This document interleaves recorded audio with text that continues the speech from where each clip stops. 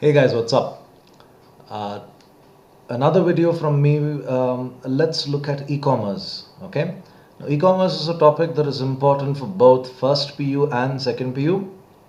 The second PU guys have less content to study than compared to first, but nonetheless, for the units you have 8 marks for the final exam weightage from this unit.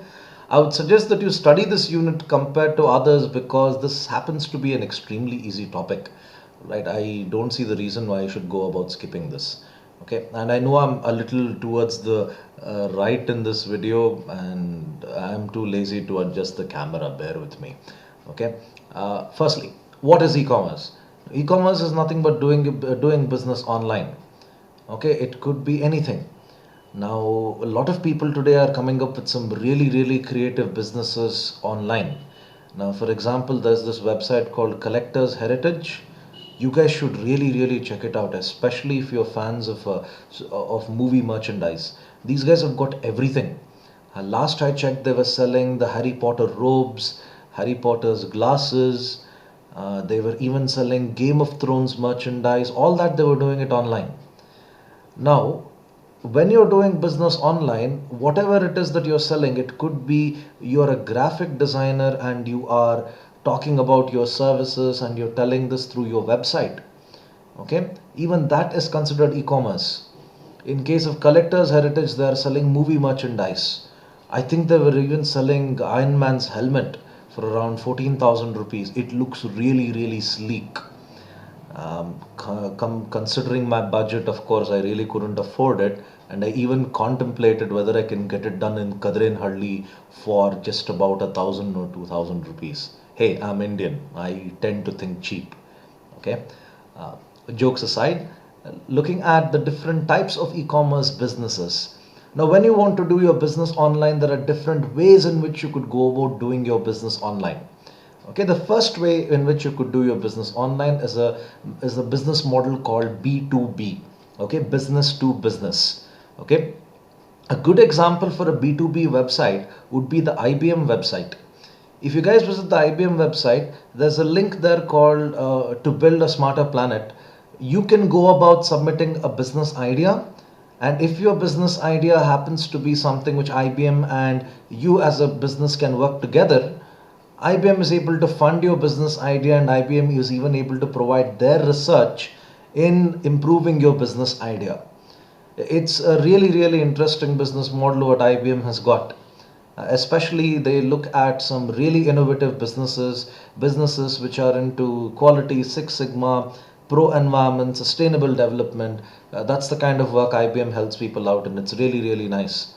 So B2B is effectively one business helping out another business. Okay, one more B2B website which I could think of would be Alibaba. This is nothing to do with the 40 thieves, none of the stories of the Arabian Nights, none of that. Okay, Alibaba.com is a place where businesses can get themselves registered and other businesses can hook up with them and they can do business together. Okay, for example, if I was a person who's into metallurgy, let's say I'm into the manufacturing of steel. Okay, I make steel bars for use for construction of apartments, use for construction of buildings. I could have a Larsen and Toubro contact me for a construction project.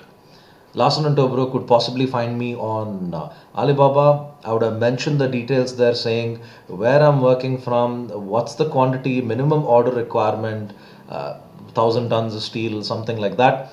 And Larsen and Toubro could do business with me, and I could go about helping them in this process. Now, there, me being a business, steel manufacturing business versus Larsen and Toubro, which is another business, is an example for business to business type of e-commerce. Okay, there's another one that is business to consumer. Now, I don't like to talk about business to consumer too much. It's because we've already been in touch with it quite often. Flipkart is a very good example for business to consumer. Amazon in India is known as Jungly. Even that happens to be an example for business to consumer. Okay, one business which sells products to consumers. Okay, there's another one that is consumer to consumer, or referred to as C2C. Okay, C2C, a good example for C2C is OLX. OLX, where it's a really innovative form of working.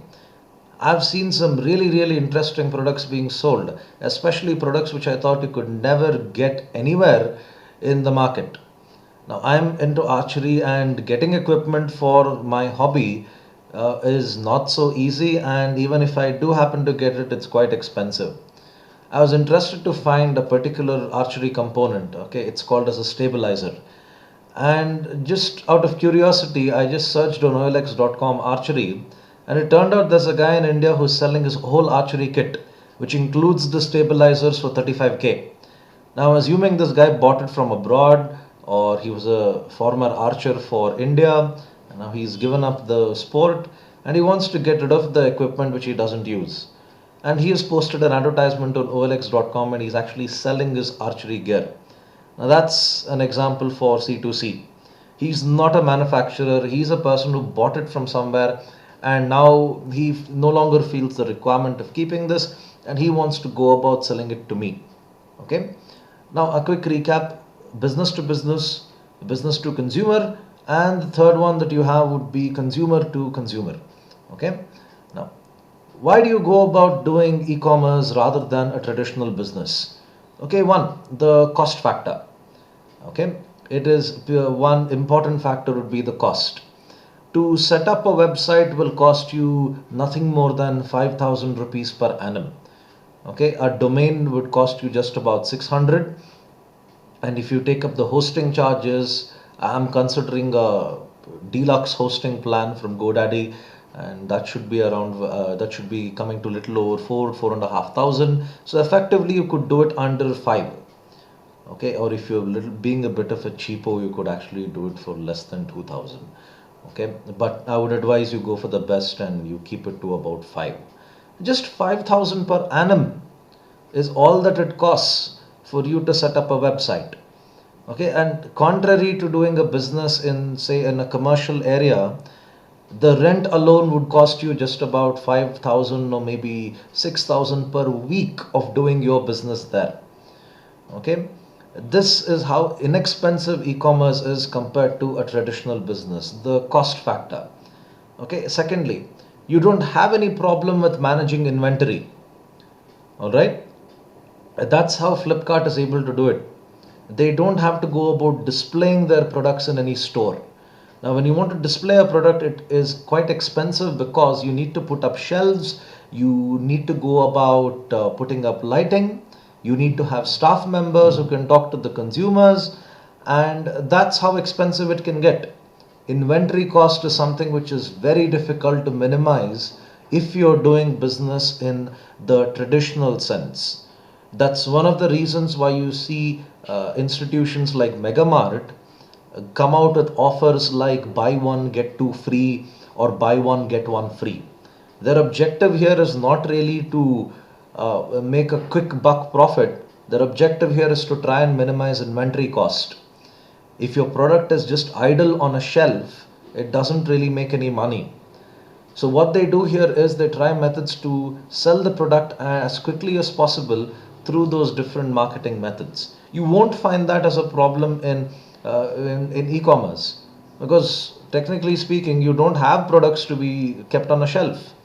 They are present in a warehouse somewhere, but keeping it in a warehouse versus keeping it in a showroom, again, that's a big savings and cost you come across in terms of e-commerce. Okay, another benefit. Another cool benefit of e-commerce is the reach that you have when it comes to your business. Now, if you look at vipinmks.com, my website is not just restricted to the students whom I teach in college. Vipinmks.com is in fact available for anyone in the world. Who knows, I could have a cousin in the US who is referring to my website purely out of the research articles which I post sometimes. So I don't have any limitations on whom it can go about reaching. Now compare the same to a guy who owns a restaurant. The number of customers whom he would get would be limited to that locality. For example, if there is a very good restaurant in Cunningham Road, I would not be a customer. because for me that's like 15 kilometers from my place. I would think twice before I go to so far just for a quick meal. Okay, usually in terms of a traditional business, your customers are within a particular radius, say 5 kilometers or 6 kilometers from that radius. It doesn't really extend beyond that. Okay, so three benefits that I've mentioned so far. One, the cost factor. Secondly, the inventory management, and the third one, the reach of customers that you have is in fact quite easy when it comes to e-commerce versus that of a traditional business. Okay, one more important benefit: when it comes to doing business online, marketing is in fact quite easy to do. You have n number of free marketing platforms.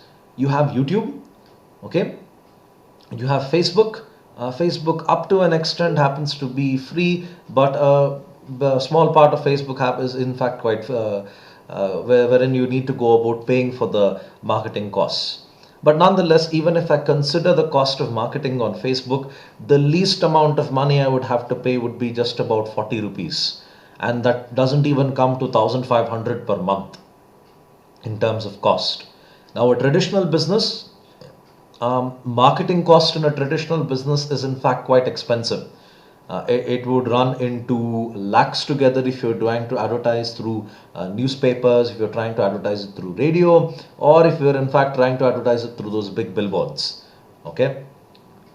Now, coming to the other concepts of e-commerce, actually, if I'm not wrong, in the first PUC, the unit is named as e-commerce and some blah blah, modern emerging businesses, something like that.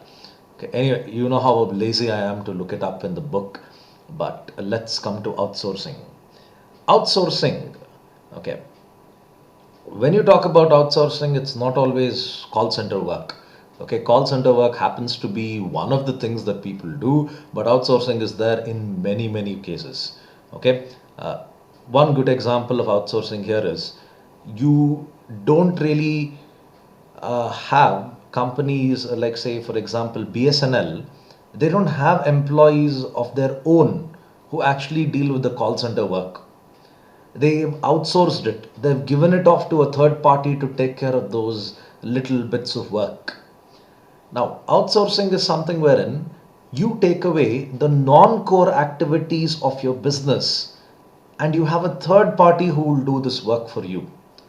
Okay, remember the keywords here: non-core activities.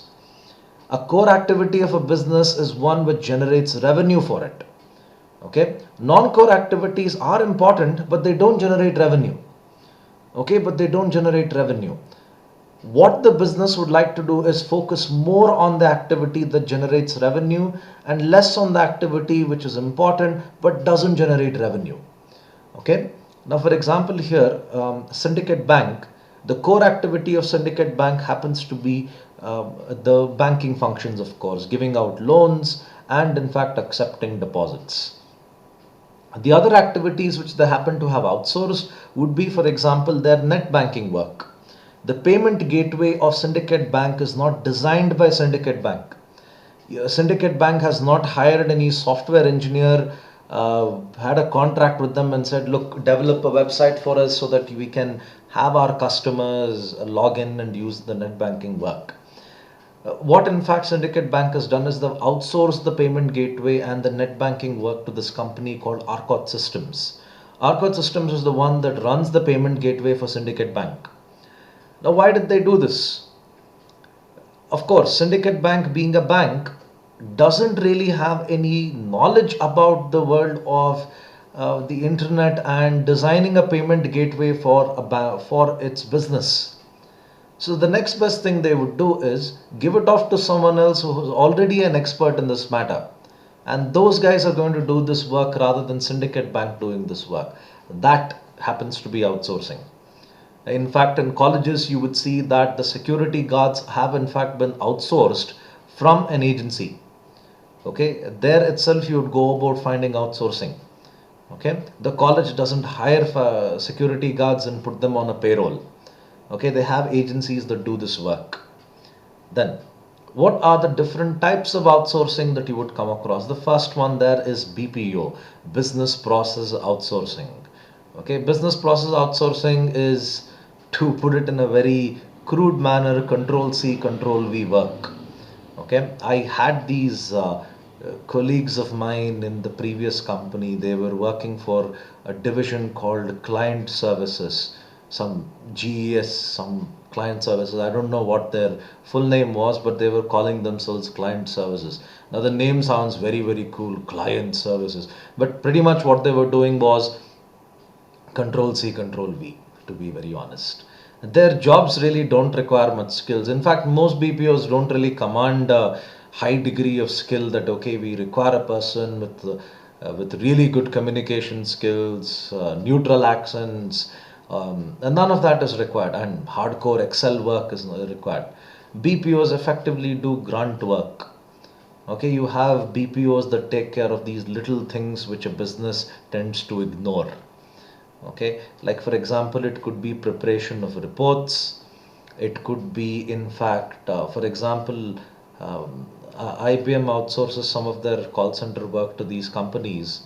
Like when you post your resume on the IBM website, there are little companies, other companies which go through your resume and they check, okay, what job, in fact, which IBM has got vacancies for, and in fact, if your resume goes about matching that particular job.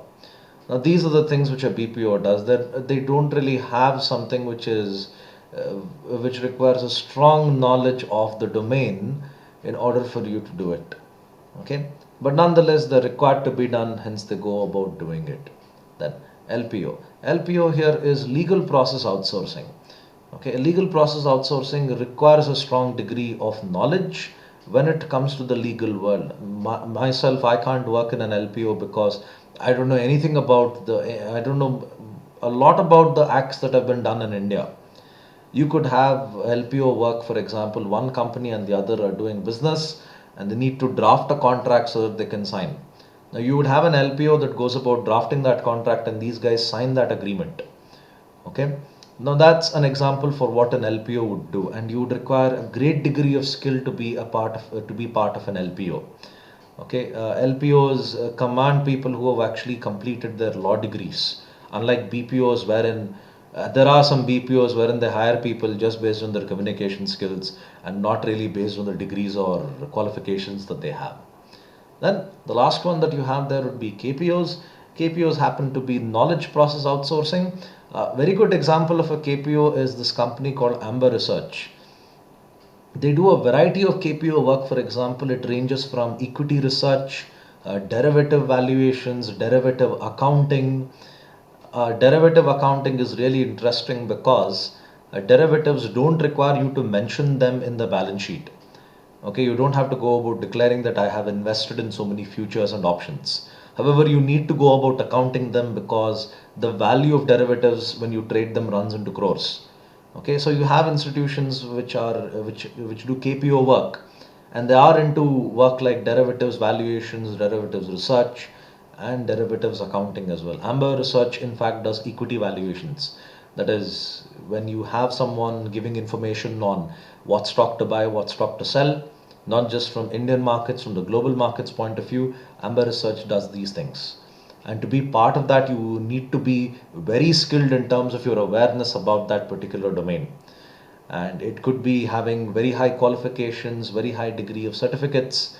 That's the way you get into these companies which do KPO work. KPOs, I've heard, even do competitor valuations as well.